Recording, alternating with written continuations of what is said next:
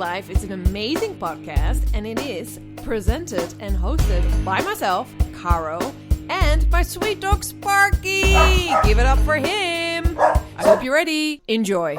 And welcome back to another episode of Go For Your Life. And I have a connection today from Amsterdam to Sydney. It's one of my favorite connections, actually, the Amsterdam-Sydney connection, with my dear friend Kate Jones. Yay! Hello! So Kate and I go way back, don't we, sister? We go way back. Yeah, it is really. It's been very. It's been a long time coming, but here you are. And thank you so much for being here with us. Thank you for having me. Talking about all the amazing things you do, and the wonderful person that you are. Oh, thank you. Yeah. Says you. Yes, let's just face it, Kate. Let's just face it. I still have our picture actually in my kitchen. I have this cute little picture up of us on the wall. So that's one of my favorite pictures. It's so good. And we always say to each other, like, yeah, we look so young there. It's like, yeah. We do. We really do. In our gorgeous little green aprons. Yeah. It was there. Yeah, it was really special because we met in Sydney, years ago now. And at the time, you had your own business, the Vegan Tea House.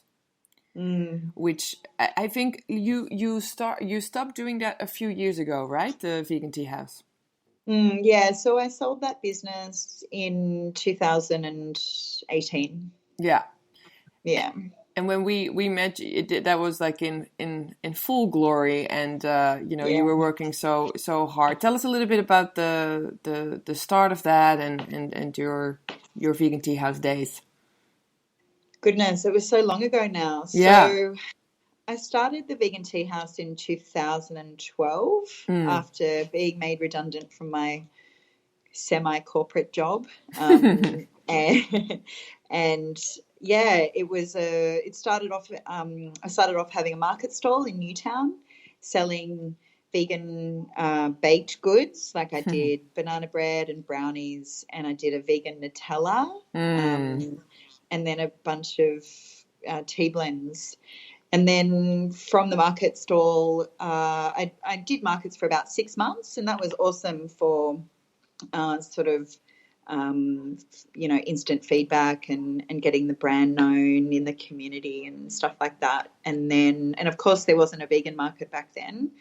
And then I sort of flipped the business to wholesale, and we were supplying, in the peak of it, we were supplying health food shops and cafes all along the east coast of Australia.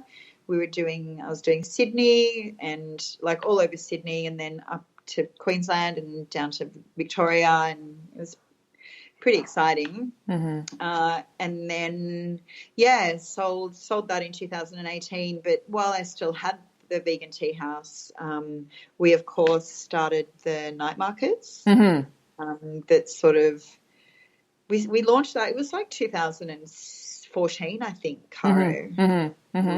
Yeah, and that first one, what a time. Yeah, and it's also amazing because we, when we did the, I never would have thought or dreamed that it would have been this big. I'm sure you're the same because because I spoke to Val. So Val is in another episode as well, speaking about her brand, Yogi Town, and she's also part of your market. And we were mentioning you, and she didn't even realize that it was us starting that. She said, I didn't even know. And because I think, it was crazy because we just had this idea of let's bring some people in your kitchen at the time. Just let's bring some people together. And we were doing some different markets at the time as well. And I had that crazy fundraiser dinner that I did. And so, but it was really lovely. It was just so sweet. And then we couldn't even fit all these people into your space. It was so hot. Like we were sometimes in your hallway, just like, It was wild. I remember we had,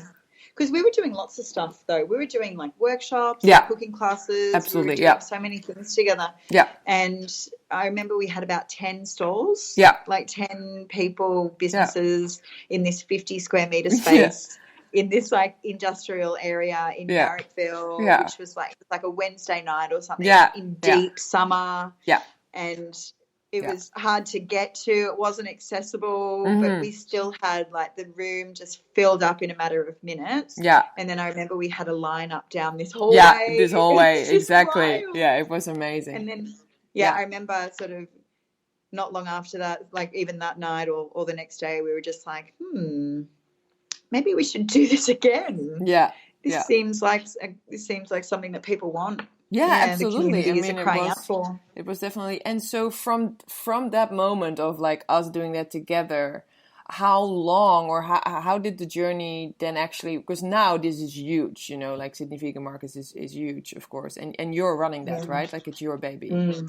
So how did it evolve from our little adventure there? Well, it is my baby, but I work for like Vegan New South Wales and not for profit, and so we do it together, which is awesome, and it's so great to have that support of an organisation, because we know like working for ourselves is really hard. But so from there, like me and Chris and Alex, my daughter Alex, we then sort of developed what we called Vegan Collective, which was a seasonal night market. And we ran that every season, so every sort of 3 or 4 months. And we had to continue to find bigger venues, because every time we went to a venue, we would just pack it out with people. And so, we did that quarterly, and ended up, the last one that we did there was for Vegan Collective was in like April, I think 2016 or 2017. And that ended up, the last one that we did was at the Portuguese Madeira Club. Oh yeah, I remember that. Because I just moved to Portugal, and you're like, oh my God, you're going to a Portuguese club. Yeah, it's so cool. It's this sort of RSL sort of place with like no parking, and we sort of took over the downstairs bit, the car park, this sort of big car park space, and up the top, and I think we had about 25 stall holders. It was like a rainy Wednesday night, and we ran it for 3 hours, and we had about 3,000 people come through. It was wild. Like it was a lot. And then of course in the meantime I'd also opened up and launched Maker, which was a commercial kitchen and cafe and workshop space in Petersham. And from having Maker, Michelle Gravelin, who's now the CEO of Vegan New South Wales, at the time she was the acting president of the board, she would come in to Maker, and she got to know us there and was there often. And she approached one of our team and asked them if they were interested in organising a monthly market. And that person said, no, but talk to Kate about that. And so Michelle called me, and you can hear Lucy. That's all good. That's all good. Hello, Lucy. Hello, Lucy. Sweet little Lucy. Michelle called me and said, do you know anyone that could organise a monthly market? And I was like, oh God, because bearing in mind I still had the vegan tea house as well as Maker. And Maker, so and then another and doing and I was like, oh God, yes, me. And she said, do you have time for this? And I was like, no, but I have to do it anyway, really. I just felt like I couldn't resist. Like I just needed it. I just felt really called to do it. Obviously. And then that was in early 2017, I think. And then, the board approved me, and I was like a contractor. So they didn't employ me. I was contracted to do this as the event organizer. And, we just kind of set about and made it happen. And we launched in November at a different Portuguese club in Marrickville, Sydenham. In this huge space. I think I had... Oh, goodness. I think I had about 116 maybe stall holders on the day, and it was like hot, as you can imagine. And there was like hardly any shade, and it was, there were power issues, and it was stressful. Yeah, and yeah, it was full yeah. on. But we had I don't know, I feel like there was about 10,000 people that came, maybe more, 10 or 15,000 people that came. Yeah. And then we were there for 3 months, and then we had some, how can I put it? Our relationship with the venue became unsustainable. Yeah. And we then we were looking for other venues, and we didn't have a market in April of 2018. And then May, June and July, we ran smaller indoor markets at Commune. There was a space in Waterloo that was run by Commune, and we ran that for 3 months. And then in that time, we were busy hunting for venues. Yeah. And one of our stall holders approached me and said to me, you should approach the entertainment quarter in Moore Park. And they were like, it's literally this space was designed for what you're doing. Yeah. And so it took me a while. It took me a few months of chasing them and to get in front of them. Yeah. And then I finally got in front of the general manager, and I was like, this is me. This is what we're doing. Let's do it here. Yeah, exactly. And he was like, okay, so I'm going to do some research and find out really who you are and what you're doing. Yeah. And I want you to send me all of your documentation and blah, blah, blah. So I did all that, and then chased a bit more. Yeah. But actually, no, I didn't actually chase. After I sent him all the stuff, I'm sure. Literally a week later. I'm sure he was convinced, okay, yes, so yes, totally yes. My goodness. He was just like, yep. Come in.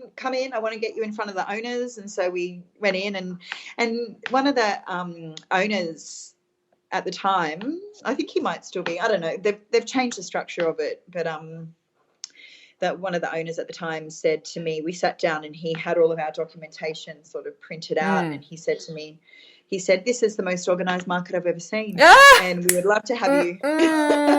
Yes, girlfriend. Oh my God. Yes. Kate Jones. Yeah. That's awesome. And then we launched at the EQ in August of 2019. I guess 2018. Yeah. And then it's just sort of grown since then, or rather what's happened is that we've had this sort of sustained attendance. Usually I kind of get in between 120 and 130 stall holders every month. Yeah.